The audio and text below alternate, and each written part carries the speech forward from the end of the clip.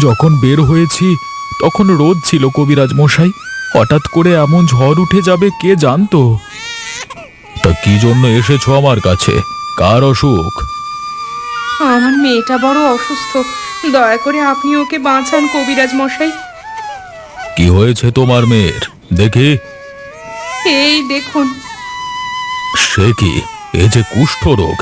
কি করে হলো এই রোগ? জানি না কবিরাজ মশাই। কদিন আগে এক বুড়ি ভিখিরিনী এসেছিল আমার বাড়িতে।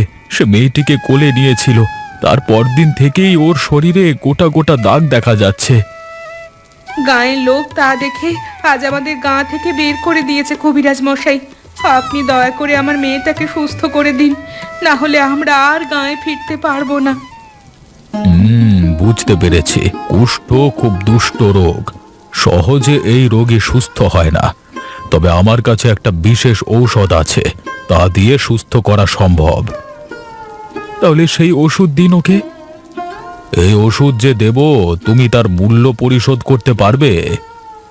আমরা তো কোনো টাকা পয়সা আনিনি কবিরাজ মশাই। কত দাম ওই ওষুধের? 1000 টাকা। 1000 টাকা? এতগুলো টাকা আমাদের তো বিক্রি করলেও আসবে না।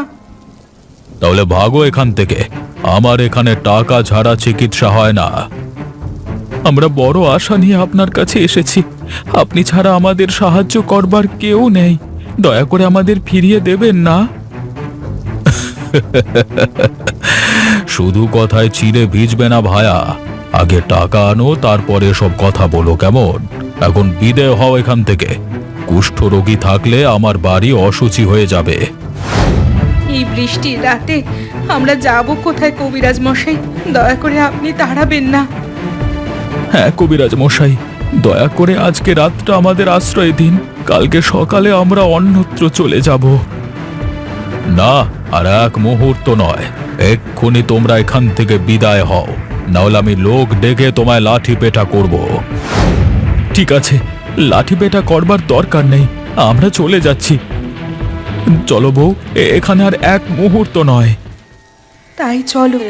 জগতে অনেক অমানুষ দেখেছি, কিন্তু এমন পাষণ্ড কবিরাজ কোনোদিন আজকে বলে যাচ্ছি কবিরাজ মশাই, আজকে যে কারণে আমাদের বিতাড়িত করলেন, বহু বছর পর ঠিক এই কারণে আপনাকে আমার দুয়ারে যেতে হবে।